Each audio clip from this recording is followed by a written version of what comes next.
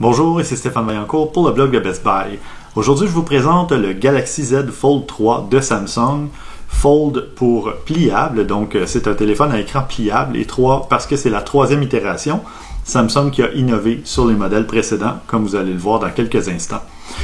C'est un appareil avec un écran externe, 6,2 pouces AMOLED dynamique, donc très belle couleur, très belle profondeur des noirs, richesse des couleurs, etc. Et une fois ouvert, parce que le téléphone, lorsqu'on le déplie, devient un écran presque carré de 7,7 pouces de diagonale.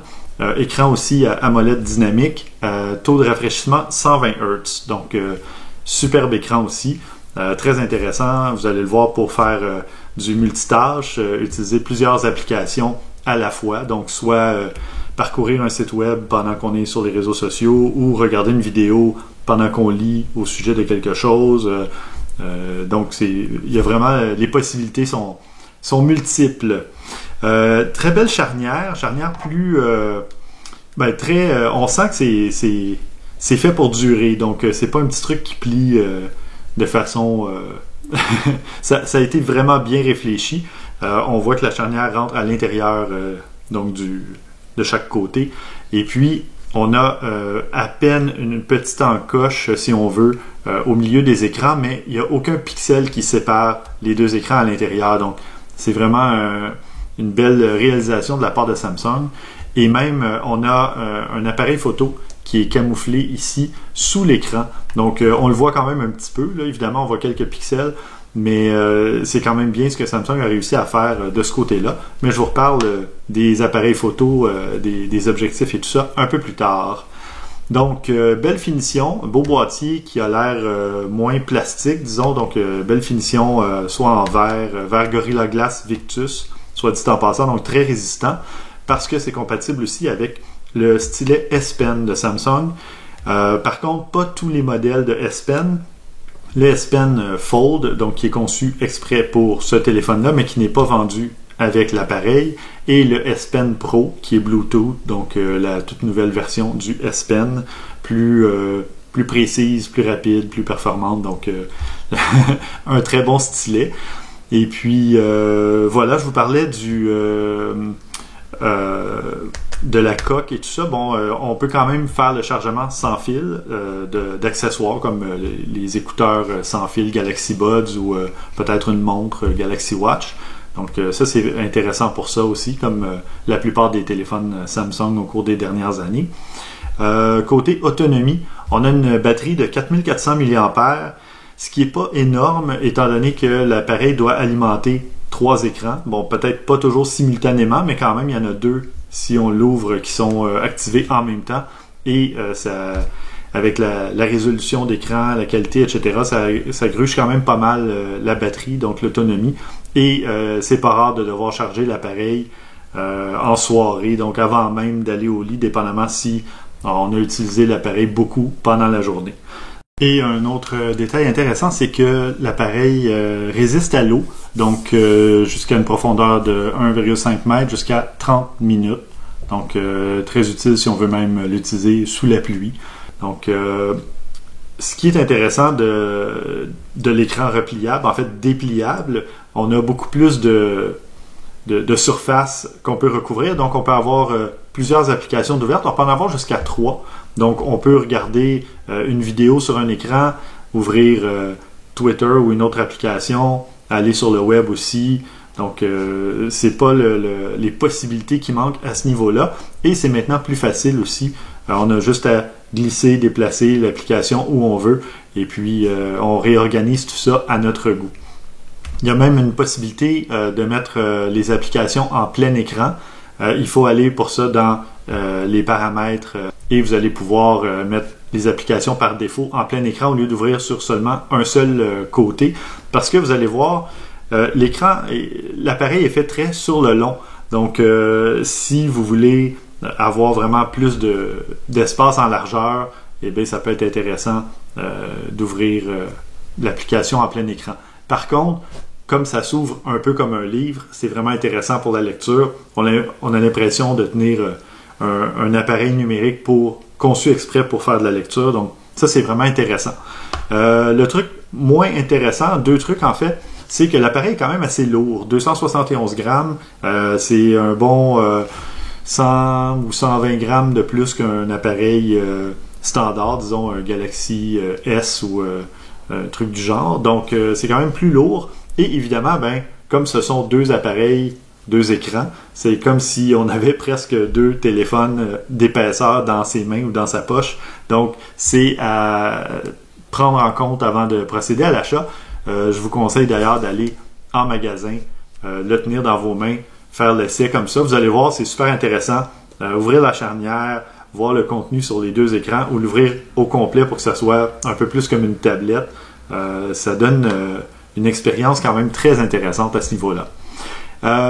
Petit bémol aussi, qui se corrige évidemment, là, ça peut se régler dans les paramètres, mais par défaut, le clavier, étant donné que l'écran est beaucoup plus large, va être séparé en deux. Donc il y a comme un vide au milieu et on doit vraiment taper avec les pouces sur deux portions de clavier. Donc si vous êtes habitué avec vos pouces ou vos doigts d'aller un peu partout sur le clavier, et bien là le clavier est vraiment séparé en deux et vous devez vous limiter. Au début c'est un peu déstabilisant, je vous dirais. Disons la durée durant laquelle j'ai fait mes tests, j'ai pas réussi à... Mon cerveau n'a pas réussi à s'habituer à utiliser un clavier vraiment séparé comme ça. Mais bon, peut-être que si vous le faites déjà avec un clavier physique, il y a des claviers physiques qui ont déjà une configuration séparée, eh bien, vous serez en terrain connu à ce niveau-là. Au niveau de la photo et de la vidéo, donc on a non pas 3, non pas 4, mais 5 capteurs ou objectifs sur l'appareil. Il y en a 3 à l'arrière, donc des bons capteurs. Ce sont les équivalents des capteurs sur le Galaxy S21. Par contre, ce n'est pas les capteurs du S21 Ultra qui étaient encore plus performants. Donc, reste que c'est quand même de bons appareils photo et bons capteurs pour faire de la vidéo aussi. On a un grand angle normal, à peu près 26 mm. On a un ultra grand angle à 13 mm et un téléphoto, donc autour de 52 mm. Et évidemment, avec Samsung, avec l'appareil photo, on peut faire un zoom hybride, donc aller chercher un sujet encore plus éloigné sans perdre trop de qualité. À l'avant, pour les selfies ou les égo-portraits, en fait, tous les appareils ici sont à 12 mégapixels à l'arrière.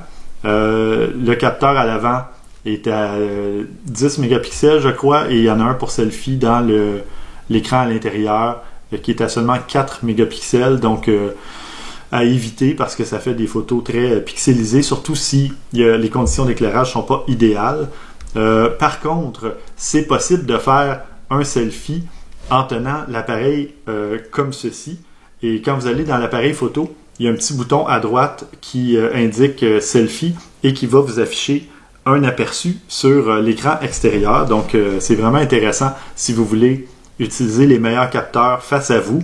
Par contre, ça fait un gros appareil à tenir en main pour prendre un selfie. Évidemment, vous le prenez dans l'autre sens, mais ça fait une espèce de grande palette à tenir face à soi. Mais au moins, vous allez voir exactement ce que vous photographiez, ce qui est quand même fort intéressant.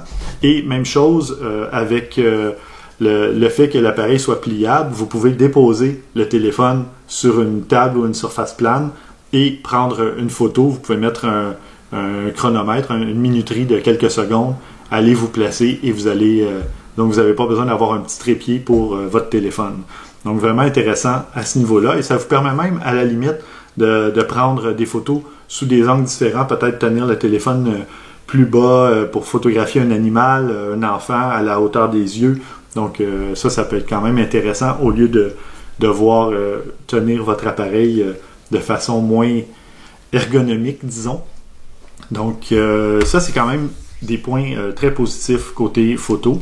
Vidéo, on a de la 4K 60 images secondes avec le capteur à l'arrière, excellente qualité vidéo comme d'habitude, et on a toujours les fameux modes ralenti, super ralenti, time-lapse et compagnie. Mode pro aussi où vous pouvez régler les paramètres de vos photos. Donc, très intéressant de ce niveau-là.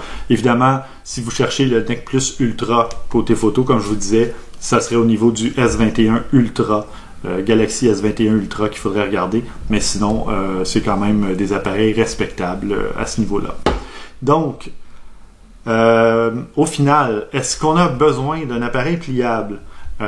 Si vous faites beaucoup de lecture, si vous aimez faire deux choses à la fois, donc avoir une page web puis un fil d'actualité de l'autre côté, des trucs comme ça, si l'aspect trépied vous intéresse, prendre des photos à plat, des trucs comme ça, ça peut être intéressant. Si l'épaisseur et le poids ne sont pas un facteur pour vous non plus, il y a aussi le prix qui est quand même un peu plus cher qu'un téléphone normal, étant donné qu'au lieu d'avoir un écran, on a droit à 3 écrans, en plus de la charnière, donc un plus grand écran. Donc si, en tenant compte de tout ça, vous souhaitez toujours vous procurer cet appareil-là, eh bien oui, effectivement, pour ce qui est de la lecture et ce genre de trucs-là, juste en déposant le pouce au creux ici même de l'écran, à la limite, ça se tient vraiment très bien. Donc, c'est un très bon appareil, performant, évidemment pour les jeux aussi, pour toutes les applications. Petit bémol au niveau de la batterie, comme je le disais, qui aurait pu être un peu plus forte, peut-être un 5000 mAh aurait été souhaitable, mais évidemment, comme on essaie de faire les appareils les plus petits possibles, les plus compacts, eh bien, c'est probablement au niveau une limitation physique que Samsung a dû respecter pour arriver avec un appareil quand même relativement petit pour réussir à offrir autant, disons.